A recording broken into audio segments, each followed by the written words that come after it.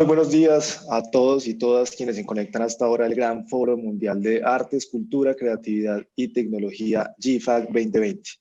Los saluda Juan Felipe Gutiérrez, soy abogado y CEO de Allright Abogados para la Música. Muchas gracias por estar aquí con nosotros en este conversatorio denominado Oportunidades y retos de los derechos intelectuales para el sector de la música iberoamericana.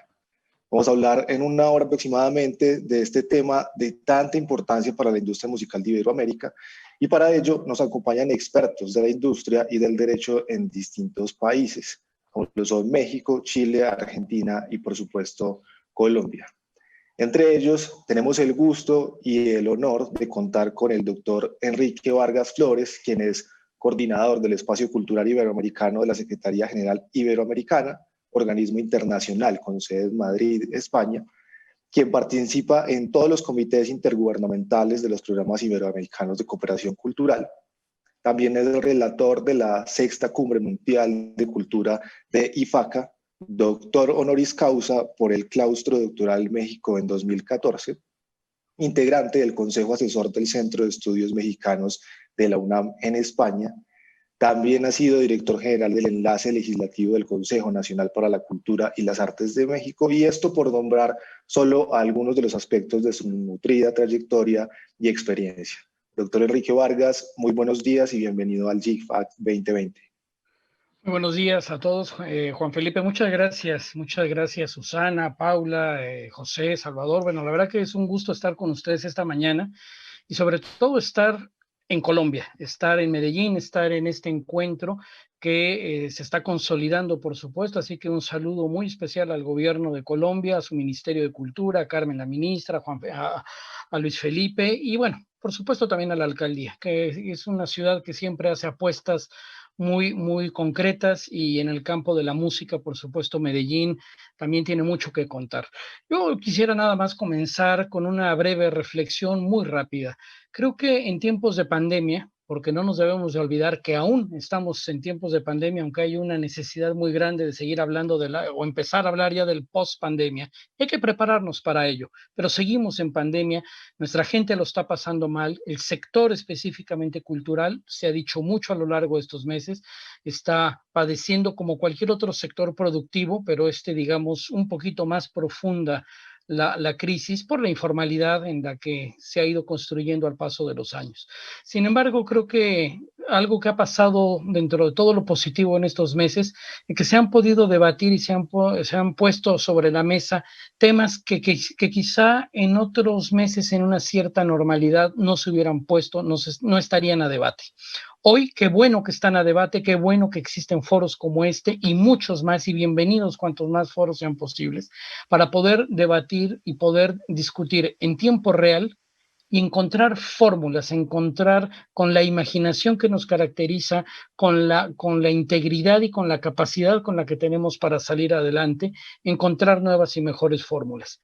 Es innegable que estamos transitando con legislaciones del 19, con instituciones del 20, pero con retos y realidades del 21. Y creo que si no asumimos esa parte, estaríamos equivocados.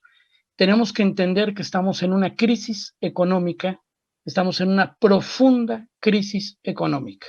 No podemos negar que vamos a comenzar el próximo año con más pobreza, con menos crecimiento, con decrecimiento, con menos oportunidades en muchos de los sectores. Y la música no es ajena a esto.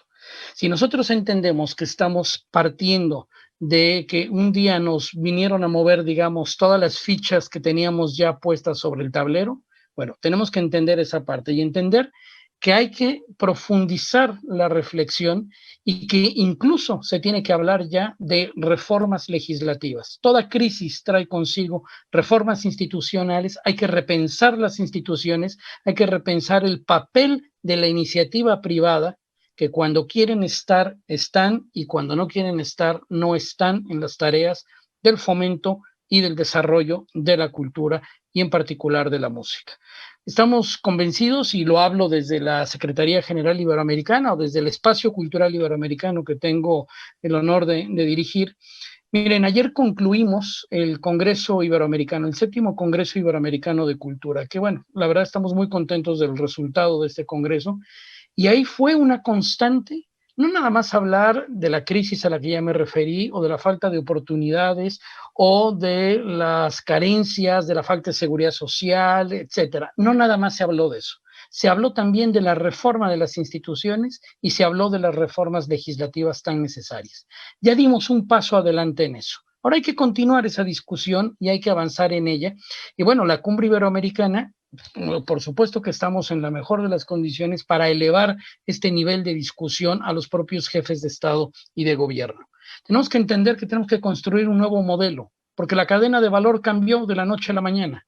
La cadena de distribución cambió de la noche a la mañana. Y hoy estamos viendo que, por supuesto, ha proliferado el uso de las plataformas, quienes tienen acceso al Internet, por supuesto, porque todavía hay una enorme brecha en ese sentido. También se ha hablado mucho en este tiempo. Pero si bien hay plataformas, las plataformas existentes no están apostando por la diversidad cultural. No están atentando, están, digamos, trabajando, están filtrando, están seleccionando una serie de contenidos que nuestros contenidos, que tienen todas las posibilidades de ser altamente competitivos, de ser del gusto de los públicos, que está demostrado que gustan a los públicos, no necesariamente en este momento hay las mejores condiciones para encontrar esos mercados. Ya habíamos ganado una cuota de mercado. Lo digo en el cine, lo digo en la música, lo digo en muchas de nuestras disciplinas. Bueno, la crisis derivada de la pandemia ha puesto nuevamente en discusión unos nuevos elementos. Hemos perdido cuotas de mercado ya ganadas. Tenemos que trabajar por los contenidos propios y desde el Estado, con una responsabilidad irrenunciable, se tiene que trabajar por el fomento y desarrollo de los sectores, en particular del sector de la música. Para eso se han creado instituciones, para eso hay direcciones, para eso hay todo un aparato institucional. Pero este aparato tiene que dialogar con los creadores, tienen que dialogar con los intermediarios y tenemos que encontrar y construir juntos las nuevas fórmulas.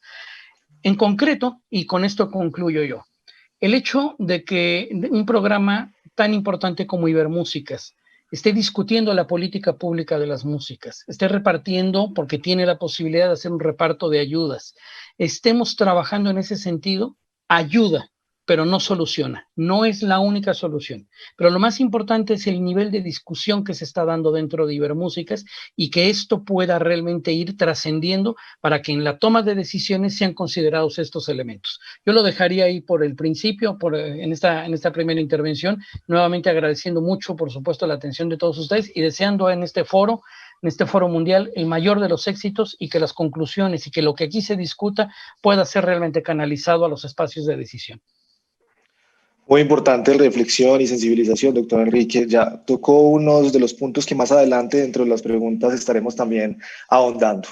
Pero antes de eso, quisiera pasar a la presentación de la doctora Susana Palacios David, quien es música y gestora cultural, es graduada en estudios musicales con una certificación en administración de las artes. Su experiencia se ha centrado en el sector público, donde ha liderado iniciativas de carácter social, musical y deportivo en el Pacífico. Fue coordinadora de intercambios en el Ministerio de Relaciones Exteriores. Trabajó también en el Banco de República y la Fundación Batuta. Participó como parte del programa Visitante Líder del Departamento de Estados Unidos de América y actualmente se desempeña como coordinadora de música de la Dirección de Artes del Ministerio de Cultura. Muy buenos días, doctora Susana. Muy buenos días a todas las personas que están conectadas, a todos mis colegas de Chile, de México, de Argentina. Un saludo especial a Enrique por acompañarnos y a ti, Felipe, por moderar este panel tan importante para nosotros. Sin duda, como lo menciona la introducción de Enrique, estamos frente a unos grandes retos que nos impuso esta situación de la pandemia, pero también frente a una gran oportunidad de empezar a poner en diálogo temas que a veces pueden ser álgidos como la propiedad intelectual en la música. En ese sentido, hace muy poco, hace justo 2 semanas, estuvimos en unas capacitaciones con músicos tradicionales del Petronio Álvarez, que es el festival más importante de música del Pacífico en Colombia, y estuvimos hablando sobre cómo y cuáles son los retos frente a la propiedad intelectual. Y es muy importante no dejar la gestión de la música al azar. Creo que es un mensaje muy importante en estos momentos, sobre todo de pues de crisis, pero también de búsqueda de soluciones creativas, porque necesitamos soluciones de este siglo para problemas de este siglo. Y en ese sentido es muy importante empezar a pensar en qué vamos a hacer, cómo nos vamos a instruir, cuáles son las acciones para que van a generar frutos y cambios en este sentido. Entonces lo dejaría así por ahora y pues digo que continúe la charla. Muchas gracias, doctora Susana. Vamos entonces con el doctor José Antonio Molina, quien es abogado y músico. Se licenció en Derecho de la Pontificia Universidad Católica de Chile, aprobando su licenciatura con distinción máxima. Además, realizó 7 años de estudios de la carrera de Interpretación Superior de Guitarra Clásica en la misma casa de estudios. Aparte, ejerce la actividad docente como profesor y ayudante en la Facultad de Derecho de la referida universidad. El señor Molina desarrolló su carrera profesional a cargo del área de propiedad intelectual del estudio jurídico Morales y Besa. Actualmente ejerce el cargo de jefe de la Unidad de Derechos de Autor del Ministerio de Culturas y Artes y Patrimonio de Chile. Buenos días, doctor José Molina. Buenos días, Juan Felipe, y buenos días a todos, Enrique, Salvador, Paula y Susana.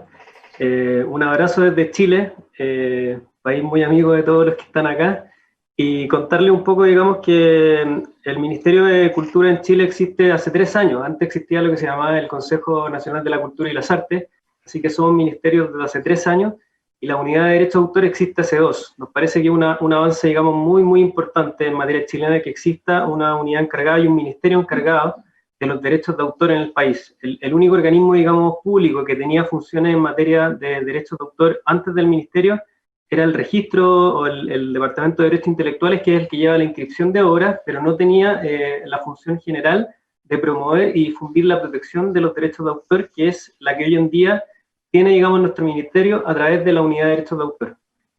Me parece, digamos, que esta instancia, así como cualquier instancia de discusión en materia, digamos, de derechos de autor o derechos de propiedad intelectual que protejan, digamos, la creatividad, el trabajo, digamos, creativo de los artistas y sobre todo acá en específico de la música, es muy relevante porque en las materias, digamos, que se mueven estos ámbitos van cambiando durante el tiempo de manera muy acelerada y por lo tanto siempre es bueno poder, digamos, dialogar, establecer, digamos, cuáles son los nuevos desafíos y establecer, digamos, cuáles son los nuevos derechos. Nosotros creemos que en este gran ámbito, y sin alargarme para que podamos conversar, la educación es un tema muy importante.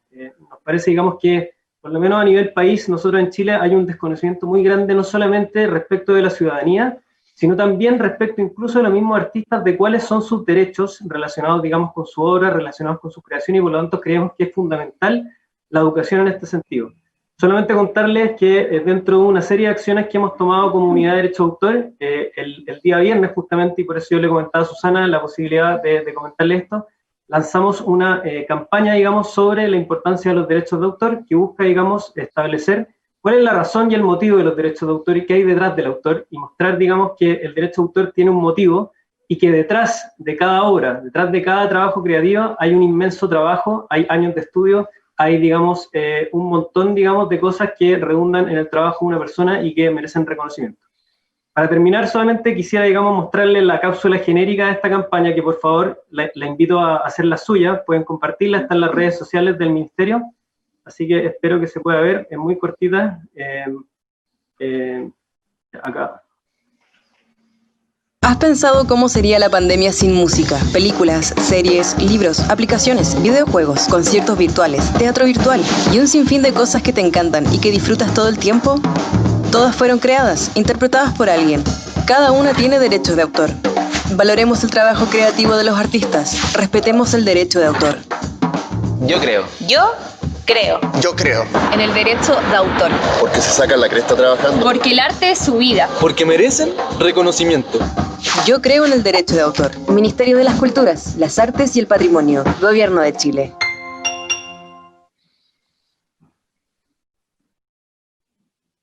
Bien. Por favor. Es bien importante el tema de la educación, doctor José Molina. Yo creo que herramientas pueden existir, pero si no hay una apropiación, esa apropiación se da a través de la educación, pues van a ser siempre insuficientes o no van a llegar a la efectividad que queremos. Pero ya hablaremos un poco más adelante de este tema también. Vamos ahora con Salvador Toache, quien es músico, productor y promotor musical. Actualmente director comercial de Discos Intolerancia, un sello que ha ganado el reconocimiento de mejor disquera independiente de México en varias ocasiones. Cuenta con una trayectoria de más de 27 años en el medio musical y durante esos años ha unido sus dos profesiones logrando una fusión y estructura sociomusical. Ha sido también invitado a diferentes festivales, universidades y ferias en México y alrededor del mundo como curador, jurado y conferencista, así como a innumerables participaciones como comprador en ruedas de negocios en los principales mercados de música del continente y de España. De manera alterna, Salvador mantiene una relación estrecha con el cine mexicano como generador de contenidos musicales, produciendo, componiendo incidentales, gestionando derechos y musicalizando. Buen día, Salvador. Tienes el micrófono. Sí, perdón, empecé bien. ¿Cómo están? Buenos días a todos. Susana, Juan Felipe, Enrique, Paula, José, mucho gusto, muy feliz de estar aquí. Pues bueno, escuchando las reflexiones que ustedes nos están diciendo y yo, pues bueno, desde la postura que tengo de, como decía, más de 20 años trabajando con industria independiente, música, y enfrentando como muchos retos y a veces intentando ser también un portavoz de los retos que enfrentan los músicos, pues yo me quedo pensando siempre en la reflexión que sale de eso a partir de la necesidad, sí, del emprendimiento, pero sobre todo de la capacitación y de la formalización que el sector a veces requiere, ¿no? Finalmente, creo que hay un porcentaje grandísimo de músicos en América Latina que empiezan a hacer música y empiezan a mostrarse a la gente sin estarse preocupando de muchas cosas. Creo que cada vez más, pero el camino que sigue es muy largo en estas discusiones de qué están enfrentando, porque sobre todo creo que ahora en la pandemia se ha visibilizado algo que ya existía, pero que justo no estaba como en el reflector de las discusiones o se tomaba de manera secundaria, y que hoy por hoy, debido a la pandemia y debido a que la manera de conectar con audiencias, la manera de monetizar y la manera como finalmente de trabajar para yo creo que un porcentaje altísimo de los creativos en la música es a través de estar formalizado, ¿no? A través de entender cuáles son sus derechos, pero también, en fin, no quisiera alargarme mucho, creo que esta reflexión que nace de finalmente el derecho que tienen los artistas a partir de su obra y a partir de lo que pueden monetizar, también desprende el tema de los derechos y obligaciones que también tiene todas las plataformas y todas las, como de alguna manera, sí, en este momento las plataformas y los formatos que existen actualmente para difundir la música, que creo que es urgente, ¿no? Para el sector también, ¿no? Creo que por un lado están dejando la posibilidad de monetizar y la posibilidad de que de alguna manera la obra le genere ingresos importantes a los artistas que están formalizados. Se necesita la capacitación de aquellos que no, pero al mismo tiempo creo que se debería revisar la legislación, sobre todo por el tema de lo que ahora serían los nuevos formatos de divulgación, que a veces ponen ahí un tema a discutir respecto a la posibilidad de promoción de muchos artistas independientes, que sus propias plataformas a veces se presentan como un problema de libertad para poder difundirlo. En fin, eso es solo como uno de los temas que me parecería importante, que también la nueva era y la nueva manera de comunicar y de hacer conciertos urge una revisión legislativa. En fin, no quiero alargarme mucho para no ser reiterativo y muchas gracias por la invitación, aquí estamos. Que vamos viendo que un punto en común es que el doctor Enrique nos hablaba al principio, y es de reformas legislativas y reforma de las instituciones. Pero bueno, antes de entrar en materia, y por último, pero no menos importante, tenemos a Paula Rivera, quien es gestora cultural nacida en la ciudad de La Plata, Argentina, con 2 décadas de experiencia en el campo de la gestión, producción, management del sector independiente de la música argentina y latinoamericana. Es miembro actual del Comité Ejecutivo y Consejo Intergubernamental del programa Ibermúsicas, representando a Argentina. También es cofundadora de Satélite, la red de mujeres de la industria musical en Latinoamérica, y cofundadora de Truena, red plurinacional y transfeminista de trabajadores del sector de la música en Argentina. Actualmente es vicepresidenta de INAMU, Instituto Nacional de la Música, donde conduce la creación de la línea de fomento internacional denominada Herramientas para la Internacionalización de la Música en Argentina y en el Mundo, acciones de cooperación internacional, participación del Instituto en el programa Ibermúsicas, programa Amplify del British Council, y la creación de la Agenda Federal de Géneros. Bienvenida, Paula, al GFACT 2020, y creo que también nos hablarás un poco del Manual Iberoamericano de Derechos de Autor. Bueno, muchas gracias, buenos días para todos y para todas. Agradezco esta invitación a la segunda cumbre de Economía Naranja del Ministerio de Cultura de Colombia, también a con la CEGIP, a la compañera Susana. Bueno, yo soy Paula Rivera, actualmente conformo el directorio del Instituto Nacional de la Música Argentina, el INAMU, como vicepresidenta.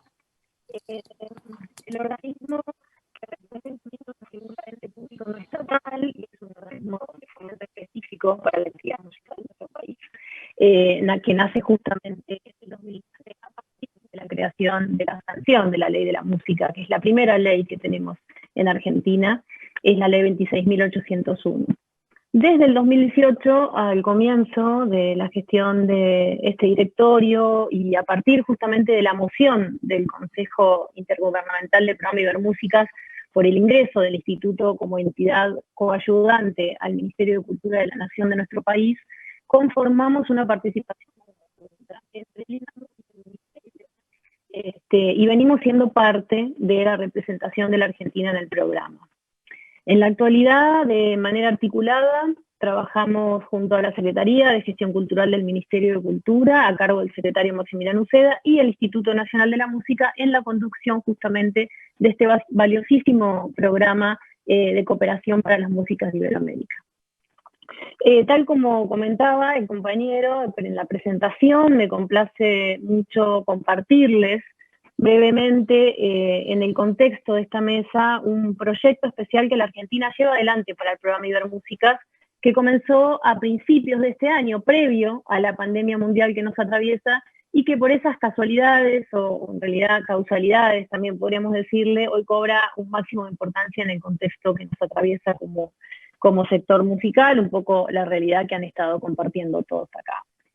El INAMU, desde el comienzo de su fundación, viene desarrollando una serie de manuales de formación a modo de publicaciones físicas y digitales, por supuesto que de distribución libre y gratuita, con el objetivo de brindar información relacionada al sector musical y distintos aportes para el desarrollo de las personas músicas. El primer manual editado del INAMU fue el Manual de Derechos Intelectuales para la Argentina. Y partiendo justamente de esa primera experiencia que tenemos, trabajamos en la creación del primer manual iberoamericano de derechos intelectuales en la música.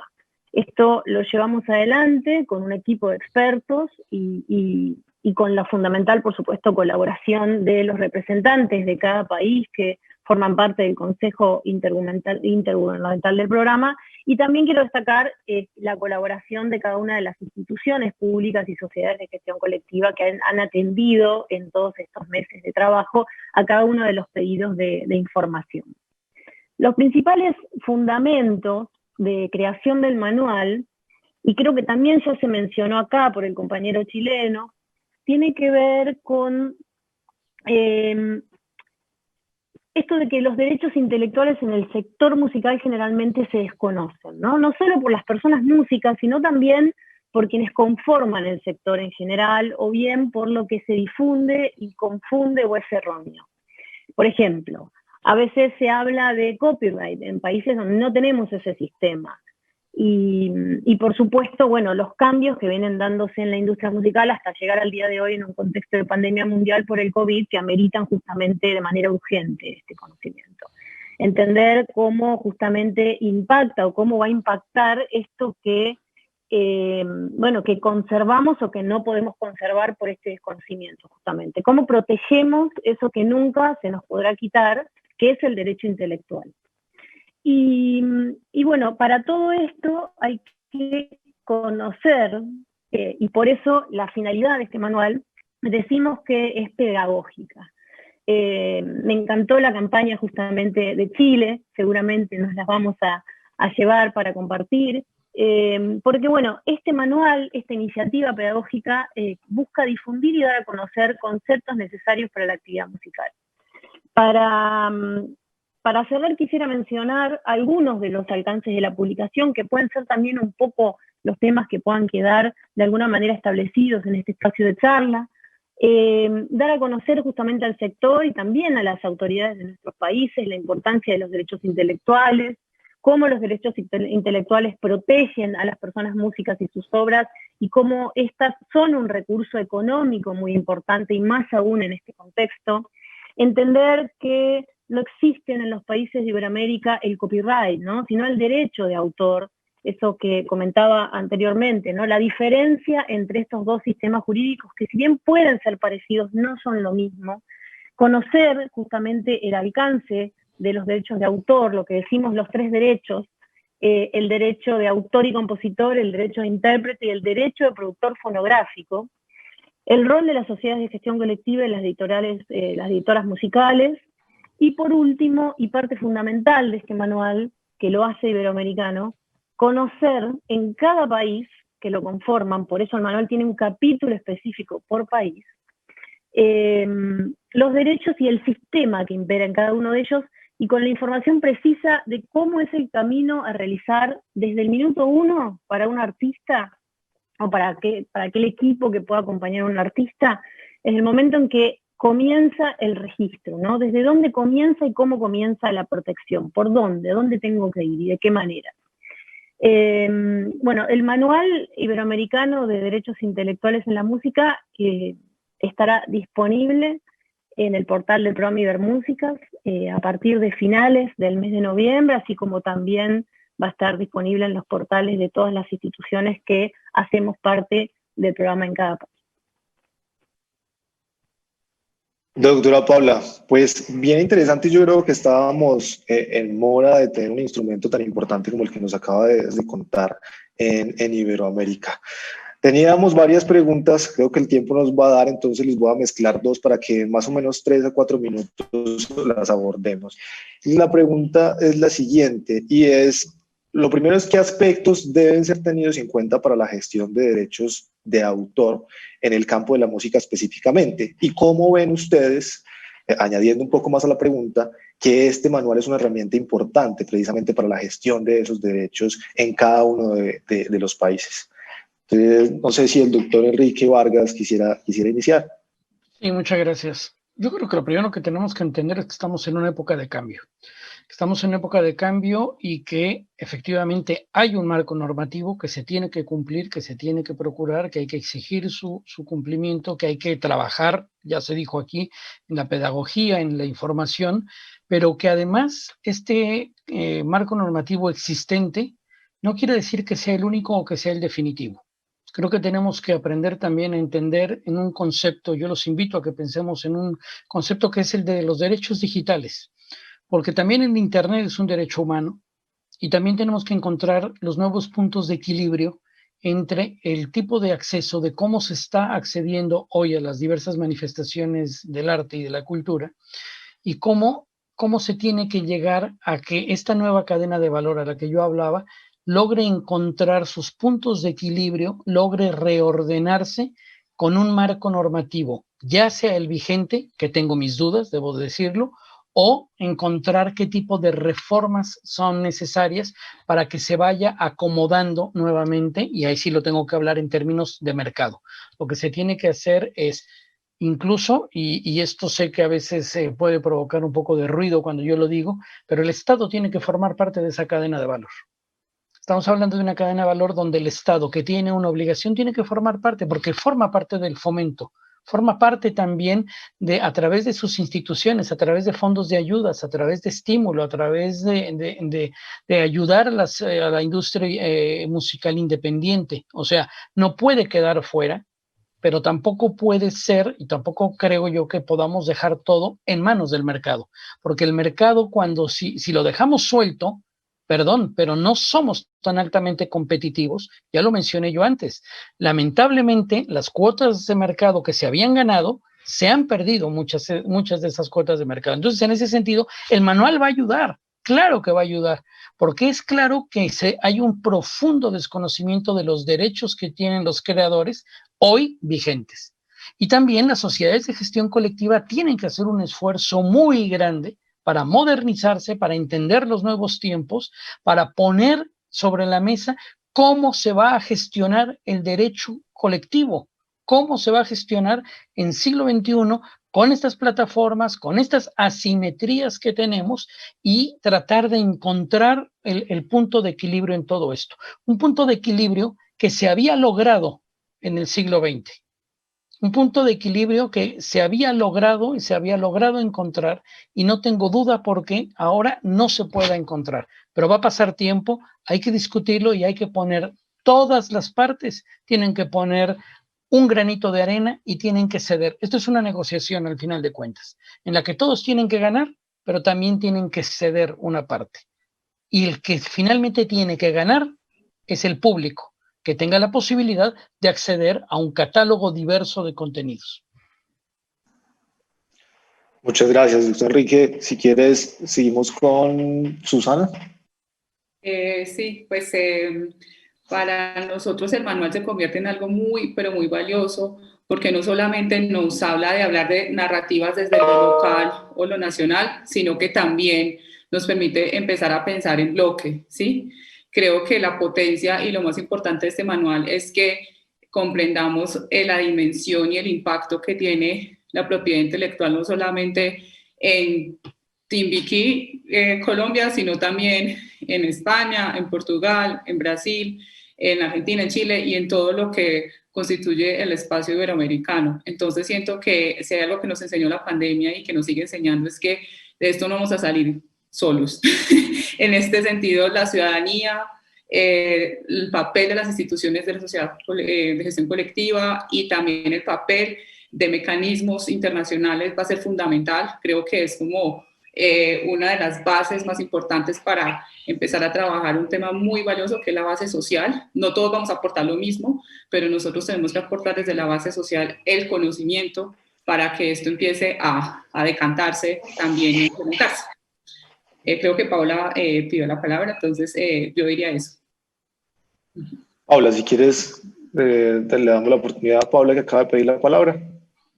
Sí, quería comentar un poco entre lo que dice la compañera Susana, pero también retomando esta necesidad de revisión urgente, ¿no?, que tiene el sector en este contexto, lo que está diciendo Enrique, y en esos avances que se han obtenido, ¿no? Porque por suerte en América Latina se ha trabajado mucho por el cobro de los derechos intelectuales en las plataformas digitales de música.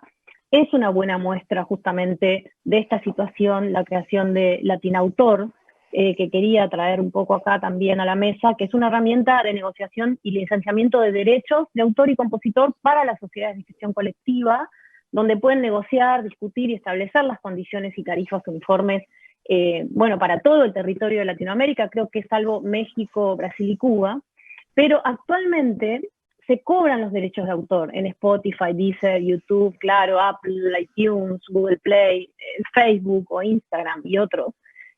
Lo que se tendría que trabajar, y acá apoyo un poco los comentarios de Enrique, las sociedades de autor o de gestión colectiva, en realidad de intérpretes, es establecer herramientas que permitan el cobro de derecho, por ejemplo, del intérprete en las plataformas digitales, algo que está faltando, algún tema de esos que pongo acá también como un ejemplo de lo que está faltando y la necesidad que hay urgente de trabajar, sobre todo en esta retransformación o reconversión que tiene inminente el sector musical, ¿no?, en cuanto a la digitalización, cruzando justamente ese vallado que se establece desde las sociedades de gestión colectiva y de productores fonográficos. Quería como completar esto que me quedé como pensando en cuanto a lo que dice Enrique.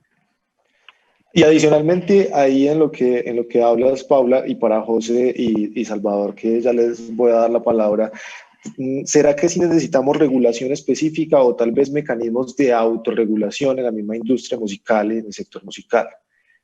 José.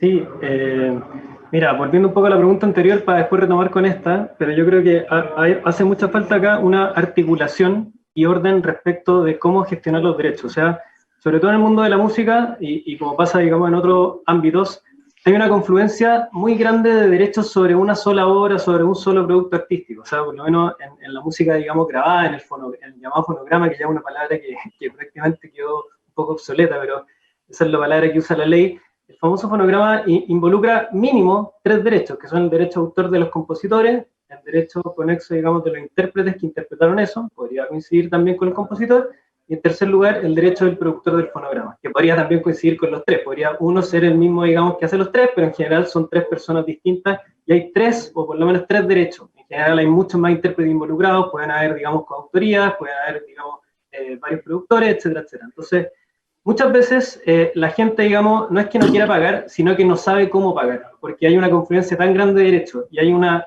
poca articulación, no solamente, digamos, a nivel, digamos, privado, sino que a nivel público y también a nivel de entidades de gestión, que se hace muy difícil esta gestión. Yo creo que el desafío más grande es tratar de adaptar y facilitar tanto la obtención, digamos, de autorización como de pagos de derecho de autor de una forma, digamos, ordenada, articulada, facilitando, digamos, al usuario, digamos, esta posibilidad y adaptándola, digamos, a las nuevas tecnologías que existen hoy en día, porque claramente es muy distinto, digamos, la manera de gestionar la música hoy que la que había, digamos, hace 20, 30 o 40 años atrás.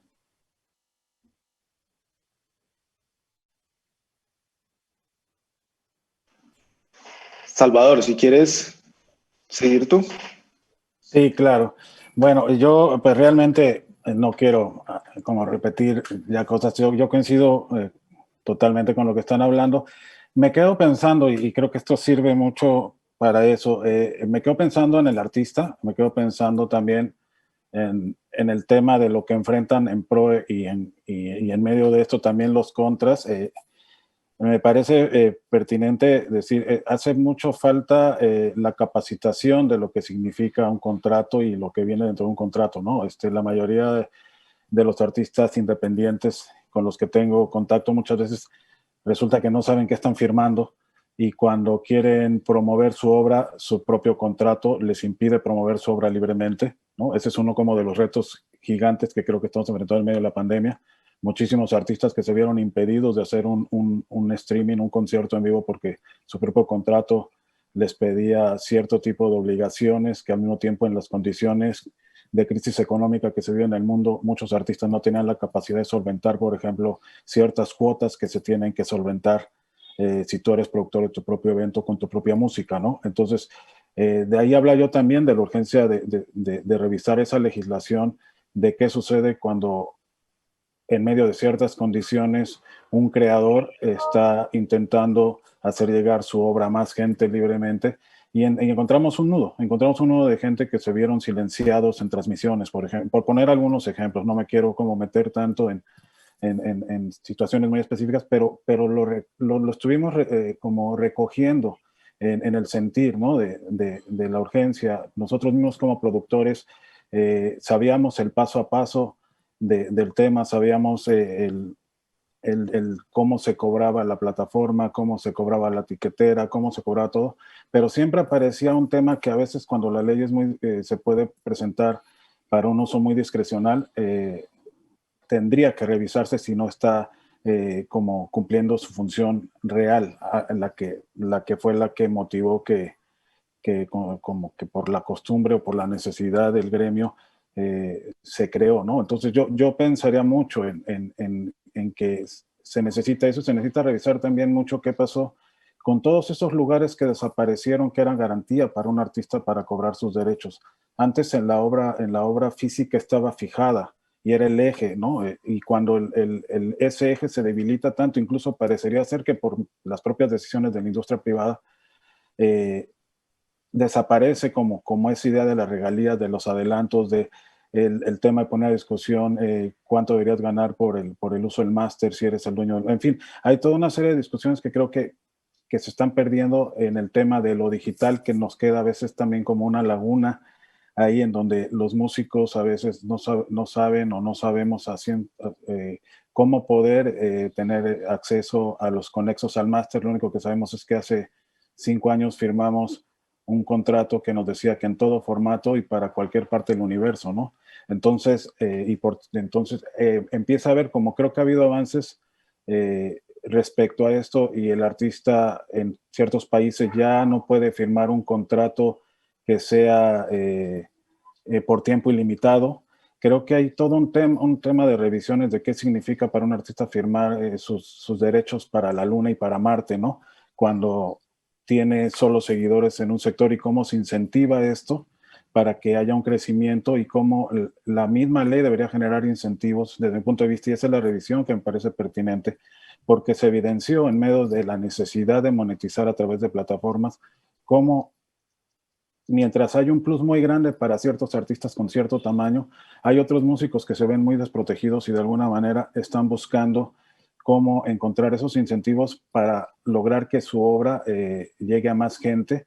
Y bueno, ahí están, hay que revisar, perdón, no me extiendo más, pero un tema sobre los derechos que hay es esa revisión de en qué se convirtieron estas nuevas ideas de agregadores, en qué se convirtieron estas editoras, en qué se convirtieron esos contratos que aparecer con un párrafo que dice en todo formato descubierto o por descubrir, yo soy el que controla tu obra.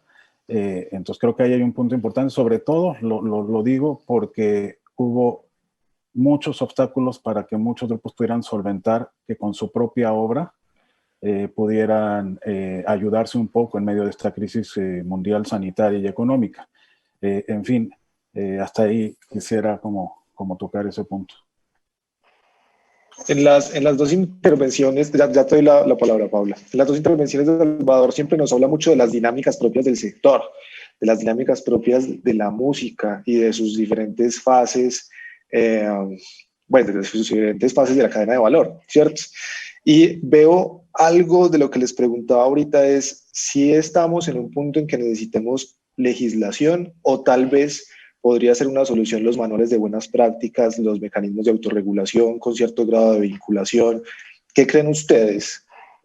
Claramente la legislación tiene un trámite más engorroso, un poco más largo, un poco más dispendioso, mientras este tipo de estructuras diferentes o paralelas podrían ser un poco más eficientes. Paula. Bueno, yo recién hablaba de esto, ¿no? Sobre retos o oportunidades para el proceso que se viene o que estamos ya transitando en esto de la digitalización y la circulación, que tiene que ver con revisar lo del derecho de intérprete en el mundo digital. Pero además, Sal recién estaba mencionando esto de la revisión, y una cosa que, perdón que ponga un poco el foco siempre para atrás, pero porque creo que hay una necesidad de arrancar como casi empezando por el pasado, porque estamos dándonos cuenta cómo llegamos hasta acá y cómo, de la manera en que llegamos no estaría sirviendo. Y hay una cuestión de revisión que en realidad en la comunidad europea ya se estuvo haciendo, y creo que es una buena práctica para traer a Latinoamérica, que tiene que ver con la revisión urgente de todos los contratos. Antiguamente, y estoy hablando de hasta 20, 25 años para atrás, o 30 si se quiere, en donde nunca figuró nada respecto de la monetización o la recaudación de ingresos económicos mediante lo que sería lo digital, la plataforma digital. Hay muchísimas editoriales que hoy tienen contratos donde eso no se contempla, pero sí lo están recaudando, porque de un momento al otro pudieron empezar a recaudar. Y hay un montón de artistas, y acá vamos a la figura del artista, de la persona música, o incluso herederos que tienen derecho, y que no lo están recibiendo, porque la obra se empezó, o sea, antes ¿qué pasaba? No se revisaban las obras porque no se volvían a editar, porque había que poner un montón de dinero en fabricar un disco. Ahora es simplemente subir, y corrían en riesgo todos los sellos, ¿no? Y empezaron casi a morir los sellos en un momento, porque no había dinero para generar eso. Entonces ahora justamente es un clic y subir toda esa gran, digamos, editorial que tenés a una plataforma digital, pero en el medio el artista, o sea, por ese contrato, en donde no se está contemplando la paga por la difusión, no está recibiendo el dinero. Entonces también necesitamos una revisión sobre una enorme cantidad de contratos, de muchísimos catálogos que están monetizando como sello y no le están pagando a la persona música. Esto ya sucedió en Europa, ya está en un paso en adelante, ya la Comunidad Europea tiró como una especie de, aviso a que hay que revisar todo esto, pero en Latinoamérica no. Entonces necesitamos también hacer esa revisión y hacer un poco el complemento respecto de lo que decía Sal. José. Sí, no, en realidad yo estoy bastante de acuerdo con todo lo que se ha dicho acá. Creo que a tu pregunta, sí es necesario avanzar en legislación y en revisar la legislación, de todas maneras. Ahora, efectivamente, revisar la legislación siempre es lento, y también dentro del marco de la propiedad intelectual hay ciertos marcos. O sea, en general, todos los países que están involucrados acá han suscrito, digamos, tratados internacionales, etcétera. Entonces, hay un cierto marco que la discusión tiene que ser a nivel mundial, internacional, aparte de ir regulando en cada, digamos, país específicamente, pero sí hay que hacerlo. Ahora, mientras tanto, yo creo que el tema de la educación es fundamental. O sea, manejarse, que los músicos puedan manejarse con las herramientas que ya existen. Eso es una cosa que todavía no se ha logrado. O sea, que tengan la conciencia de cuáles son las herramientas y de lo que decía Salvador. O sea, que cuando revisen un contrato entiendan lo que están firmando, es fundamental, y eso va más por educación, digamos, que por el cambio de legislación, que si bien es muy necesario. Ahora, respecto de los cambios para adelante en legislación, yo creo que hay dos puntos muy, muy importantes. Primero, el trabajo conjunto entre los abogados, la gente que hacen las leyes, digamos, etcétera, con la gente del sector. Yo creo que históricamente acá hay muchos vacíos o malos entendimientos porque no se ha trabajado con gente que entienda, digamos, la materia sobre la cual recaen las leyes. Les pongo un ejemplo, pero en general la gente cree, por ejemplo, que en música popular, digamos, porque la música también involucra una serie de otras disciplinas, o sea, está la música clásica, el jazz, el folclore, etcétera, etcétera. Bueno, si hablamos de música popular, digamos, la canción, que sería, digamos, el objeto protegido en general, la gente asocia, por ejemplo, la creatividad con la letra y la música, pero, por ejemplo, no se ahonda, por ejemplo, en el arreglista o en quién hizo el arreglo. Muchas veces, digamos, el arreglo de una canción la hace una persona distinta, otras veces la hará, digamos, el mismo compositor. A mi juicio, indiscutiblemente el arreglista tiene derechos de autor, pero muchas veces, digamos, se desconoce o algo así, digamos, por también una ignorancia de la gente, digamos, que trabaja en la materia haciendo, digamos, la legislación relativa a esta norma. Entonces me parece que un trabajo conjunto entre quienes realizan las normas y la gente del sector, los músicos, los artistas, etcétera, es fundamental. Y lo segundo, que rescatando un poco lo que decía Enrique, me parece que también es muy importante buscar permanentemente el equilibrio. No nos olvidemos que el derecho a autor tiene por objeto dos cosas. Primero, reconocer el trabajo de los autores, que es una cosa indispensable. El derecho a autor está establecido como derecho humano en la Declaración Universal de Derechos Humanos y por lo tanto no se puede desconocer, eso es alguien que nadie puede desconocer, pero por otro lado, el derecho a autor también tiene por objeto dar ese premio al autor para acrecentar la producción de obras y así finalmente aumentar, digamos, el acervo cultural y que las personas puedan tener acceso a esa obra. Y por eso, el derecho a autor siempre tiene un plazo que es limitado, existen ciertas excepciones, en algunos países existe, digamos, la excepción general del uso justo, etcétera, etcétera. Ese equilibrio no lo podemos desconocer y no nos podemos tapar los ojos porque me parece a mí que muchas veces cuando queremos ser muy proteccionistas terminamos al final haciéndole un flaco favor a los artistas porque al final, en el fondo, la gente en vez de cumplir las normas simplemente las infringe porque no tiene otra posibilidad. Entonces, dar mecanismos de salida o que el Estado, por ejemplo, subsidie, digamos, el acceso a obras. Hay un montón, digamos, de mecanismos y eso es discutible, pero me parece que eso tiene que estar siempre permanentemente en discusión. O sea, cómo ir manteniendo el equilibrio dentro del ámbito del derecho de autor sin, por supuesto, nunca desmerecer, digamos, el trabajo creativo de los artistas, que es lo más importante. De acuerdo. El doctor Enrique pidió la palabra. Sí, muy breve. A ver, yo creo que es un buen momento para anunciar aquí en este foro. Desde la CEGIP se va a impulsar, o sea, en la cumbre iberoamericana se va a impulsar esta discusión en dos sentidos, al interior de los países y en el contexto internacional. Sabemos que los procesos legislativos son lentos, pero no podemos decir que porque son lentos no comenzar esa discusión. Y se tiene que comenzar de manera ordenada, equilibrada y sumando a todas las partes. Nadie se puede quedar fuera de esta discusión. Hay que identificar a quienes participan hoy en la cadena de valor y a los emergentes y a los que se están quedando fuera de las nuevas formas, porque todos tienen que hablar, todos tienen que aportar, todos tienen que hablar desde su experiencia, desde su visión, para entender como región cuáles son los retos, cuáles son las dificultades y cuáles son también nuestras ventajas comparativas. Entendiendo todos estos elementos y generando los consensos al interior de estos 22 países, que se dice muy fácil, pero hay que empezar y hay que trabajarlo. Y esto es complicado. Pero en otras materias trabajamos muy bien de manera junta. O sea, trabajamos muy bien juntos. Y en materia musical seguramente va a ser, no tengo la menor duda. Prueba de ello está Ibermúsicas, que trabaja muy bien, que trabaja de manera ejemplar. Entonces, a partir del manual que la República Argentina pone a disposición de todo el conjunto de los países, que es un gran compendio y que es un documento pedagógico, con esos elementos en la mano iniciamos una discusión ordenada, equilibrada, para propiciar también y llegar como bloque a lo que bien se refería Susana, salir y discutir como bloque y propiciar e impulsar la discusión a nivel internacional antes de que otros y otros modelos de derecho de autor o derecho intelectual impulsen la discusión y, que la lleven en sentido contrario a lo que significa el derecho de autor, a lo que significa el derecho de propiedad intelectual en esta lógica, en esta parte del mundo. Muy de acuerdo, doctor Enrique. Vamos ya terminando. Susana está pidiendo la palabra, si no estoy mal. ¿Sí? Sí, no, solamente quería decir algo muy importante y es que con algo que mencionó Salvador, porque una cosa a veces es como el papel y otra cosa la realidad.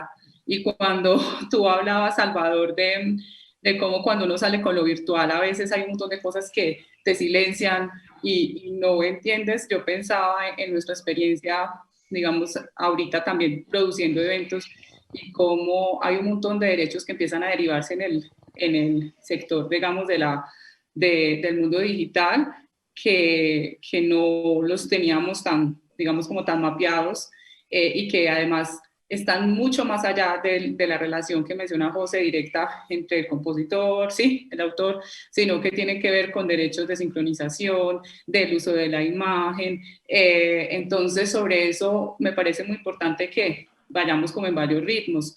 Yo creo que no hay un sector más dinámico y que cambie más rápido que el de la música. Entonces, pienso que eso es un súper reto porque pues, todo el tiempo están descargando canciones, todo el tiempo estamos componiendo, haciendo, creando. Entonces, siento que hay un ritmo que va y que no va a parar, ¿sí? Y hay que ser conscientes de eso. Pero por otro lado, como lo menciona Paula, sí hay que tener un equilibrio y hay que reflexionar y revisar cómo es que estamos abordando la temática de la propiedad intelectual y revisar las diferentes visiones. Entonces pienso que pues, un mensaje para el artista, como tú lo mencionas, Salvador, es como no hay que dejar los derechos musicales a la suerte, ¿sí? De nadie. Hay que revisar mucho los contratos y todo lo que hay que dejar por escrito, porque eso les va a ahorrar muchos dolores de cabeza. Y también hay que tener una evaluación permanente. O sea, este tema de derechos de autor requiere tener evaluaciones permanentes, no sé, casi que cada 6 meses, porque todo el tiempo la dinámica está cambiando. Entonces, pienso que son diferentes acciones, no es como que haya una o dos, sino que viene de diferentes visiones. Era eso. Bueno, pues no queda más sino darle las gracias a todos por su participación en este gran foro de las artes y la cultura. Y pues yo creo que trabajo se le queda por delante. Si bien el sector cultural se caracteriza por ser muy dinámico, como lo decía Susana, por ser muy rápido, yo creo que en este punto lo que necesita es estructura, y esa estructura, como lo decían todos, de hecho, necesita un cambio legislativo, unas reformas institucionales, una capacitación y una educación y sobre todo un trabajo coordinado entre el sector privado y el sector público y también coordinado entre los diferentes países que hacen parte de Iberoamérica. Entonces, pues los invito a que sigan en las demás conferencias que realmente van a estar bien interesantes y de nuevo muchísimas gracias a todos ustedes por su participación. Muchas gracias. Muchas gracias, gracias a todos. Muchas gracias. Muchas gracias a todos. Un gran abrazo. Un gusto verlos.